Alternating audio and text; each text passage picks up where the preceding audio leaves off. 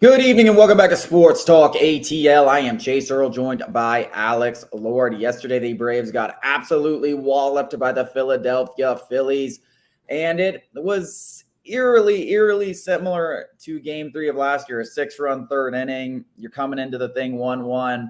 You have a pitcher out there that you're not very sure of. Now, last year with Spencer Strider, obviously different reasonings. You have an oblique injury. You let him probably go a little too far in that game, given the circumstances of his injury, and he gives up 5-6 runs or whatever, lets the game get out of hand. This one, though, was 10 times worse. In this game, and I hate to say it's all on Brian Snitker because you lose a game 10-2 and you don't really know what would happen or would the Braves have woken up. But I will say this, Brian Snitker completely took him out of the game before the fourth inning, and that's just something a manager can never do. The fact that Bryce Elder was still in the ball game long enough to where he was able to give up 6 runs, knowing what we knew coming into the game, that it was going to be a short lease. You have a fresh bullpen and A.J. Smith-Shawver on the mound in October. He managed this game like it was June or May or whatever. Pathetic managing.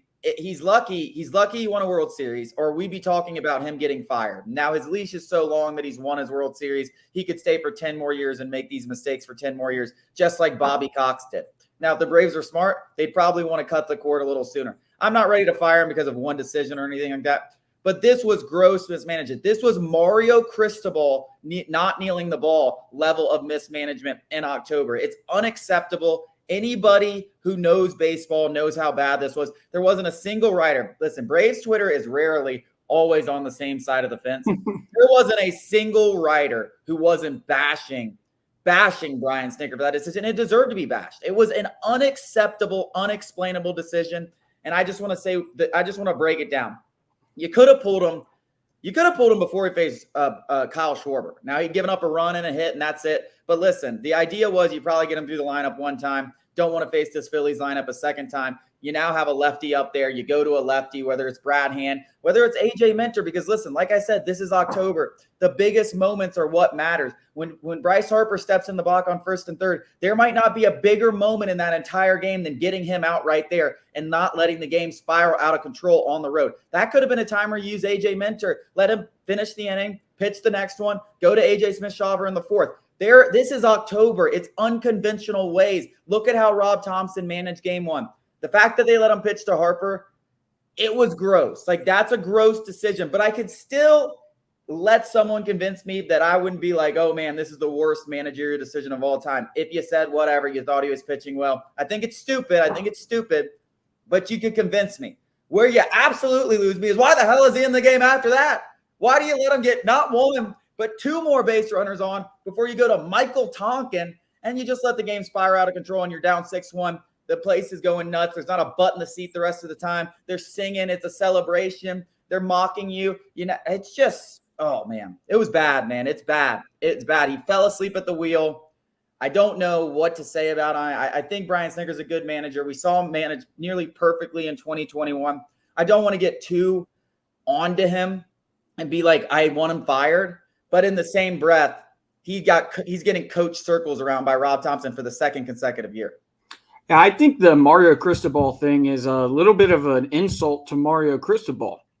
And the reason why I say that is, and if you don't know, Miami lost in excruciating fashion to Georgia Tech, fumbled the ball when they should have kneeled it, and then they gave up a 30 or 40-yard post for a touchdown to lose the game. Mario Cristobal came out, like you said yesterday, he acknowledged his missteps. He apologized to his players. Brian Snitker came in the postgame and tried to excuse his missteps. That to me is absolutely delusional, almost senile. That's crazy that he still can't admit the fact that we came into this game and I had all the faith in Bryce Elder. Not to really go 5 or 6 innings like Snit was saying. He looked great. None of this should be on Bryce Elder. He made a couple of bad pitches that he shouldn't have even been in the game for. Even if, like you said, even if you allowed him to pitch to Harper, you pull him right after that. To me, I was yelling. I mean, it was runners on the corners. Bryce Harper's up. Walk him. You got to force out everywhere there's 2 outs. You just need 1 out. Like, that was the simplest thing to me. And even if you didn't do that, you do pitch to Bryce Harper. To your point, you take him out after that. The crowd was rocking. The bank was as loud as it's ever been. And now Bryce Elder, who has never been in this position, is expected to gather himself and get you out of that inning. None of this to me is on Bryce Elder. I really do not. He pitched a phenomenal game, and if you want to put a little bit on him, you could put a little bit on him because he did throw a meatball to Bryce Harper. He was going to hit that out of the park 10 times out of 10 blindfolded. It didn't matter what the scenario was, who was on the mound, what was said. Bryce Harper was going to hit that pitch, and that was about the only mistake Bryce Elder made. A couple of mistakes, and that was it. But that's the postseason. You can't make any. The Phillies took advantage. The Braves didn't, and you saw it in the deflation of the team after that Bryce Harper home run. It felt like it was over. That game was over right then and there. And I put all of it, 99% of it, on Snit. Now, we're not going to fire him. You can't fire him after one blown call. But I think it's absolutely inexcusable that he's not even acknowledging. He's making excuses. We're talking about Bryce Elder, who has been god-awful in the second half of the season. And we're talking about him potentially going 5 or 6 innings while coming into the game. Everybody, it was kind of an unspoken thing. Whoever's on the mound, AJ Smith-Shawver or Bryce Elder, was going to have the shortest leash of all time. It's absolutely inexcusable to make that decision, let it go on, and then come back and then defend that decision. That's the worst part to me, is he can't even acknowledge the fact that he made a horrible managerial decision. That's worse than anything. Yeah, I thought he owed it to every player, just like Mario Cristobal, that said, "Hey, man, I let you guys down. Like, I'm an idiot." Like, that's what he should have said at the podium. Take some responsibility for being an absolute buffoon, because anyone who thought Bryce Elder was going 5 to 6 innings this game is a moron. You're an absolute moron. I don't care what you saw in a simulated game, buddy. His last 14 starts, he had a 5.75 ERA. He's playing on the road in a postseason environment where he's never pitched before. You have a fresh bullpen that's had 2 off days in 3 days. And then he actually continued. The quote said, "The bullpen thing. I think on the third, we got a lot of innings to cover." You doofus, buddy. This is October. These guys, I watched AJ Minter and Tyler Matzik in 2021 go 2 innings apiece for like 3 straight days, buddy. Like, I know these guys can go. And if they're not ready to go, then they weren't built for this, because it's go time. This isn't May. You're not giving your guys an off day after 1 day of pitching. They could have pitched 30 pitches and then pitched again. Come on. We watch guys throw 7 innings in game 6 and then come back on the mound as starting pitchers and pitch in game 7 for the last out.